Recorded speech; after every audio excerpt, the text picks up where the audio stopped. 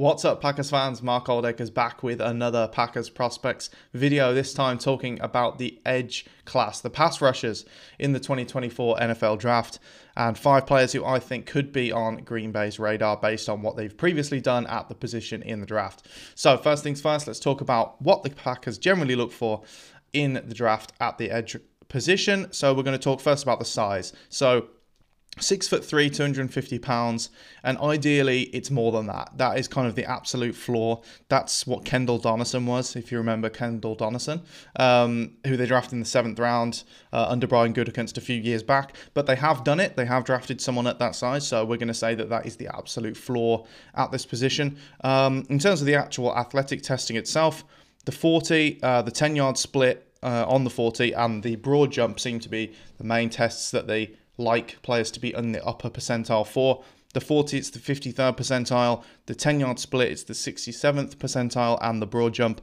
the 61st percentile. So those are some kind of indicators of the things that the Packers are interested in when it comes to edge rushers. Now, let's jump into the players themselves. The first one on this list, some people might say it's a pipe dream, but it's Jared Verse from Florida State. Now, there's a good chance he's long gone before the Packers pick, but you know, every year somebody falls further than we think they're going to. It could be Verse this year. You just never know. There's plenty of offensive talent in this draft, which is going to get pushed up. The defensive players could fall a little bit. So we'll just see if Verse is there. Would the Packers trade up? Probably not for an edge rusher in the first round, based on the fact they picked Lucas Van Ness last year. But Verse is just a great player, and he is a Packer. He's a type that they go for. 6'3", 2 2/3, 254 pounds. His relative athletic score was 9.6 out of 10. He had elite speed and explosion scores and a good agility score as well. He just has natural pass rush ability in his body. He has speed, explosiveness, as his testing showed, and it definitely shows up on the tape as well. He has the power that you need to. The effort in the run game is good, and he makes some plays there. It's not dominant, and these guys that aren't, 270, your Rashawn Gary types and your Lucas Van Ness types, it is going to be a little bit more difficult for them to defend the run, obviously, but he more than plays his part and can make plays against the run.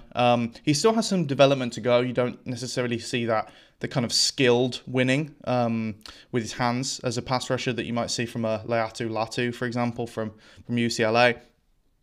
But he is a really good player, as a rock-solid round 1 grade for me, and if the Packers ended up somehow him falling into their lap and they took him, you'd get no complaints from me.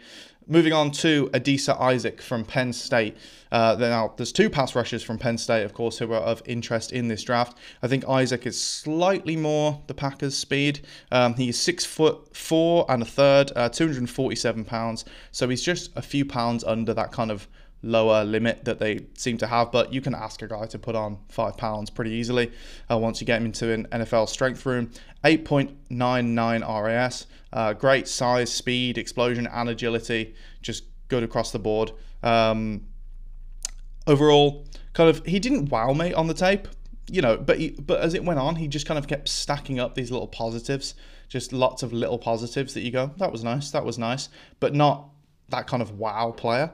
But he's an NFL starting player for sure, in my opinion. He's going to contribute, and he's just solid at most things. The question with him is, how high is the ceiling? How good can he be? He's kind of an back end of round 2 player for me.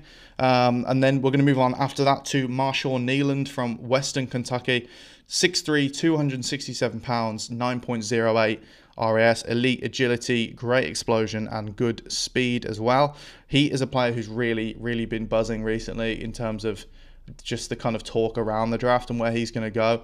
He just seems to be flying up the kind of consensus board regularly. He's been on a ton of visits. I believe he has visited with the Packers as well.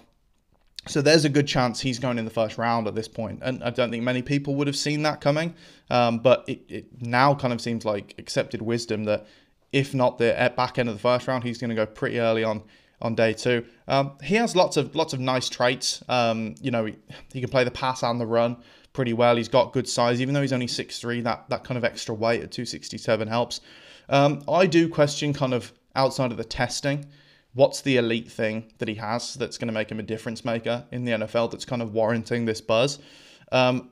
I didn't necessarily see that in the tape that I watched. I'm not saying that it can't be developed and it's not there, but I'm a little bit lower on him than maybe he's going to end up going. I think of him as kind of a, again, late second, early third. Like, this is not a surefire, player for me that you want to be taking in the first round, but that's probably going to be where he ends up going at this point, and it is understandable.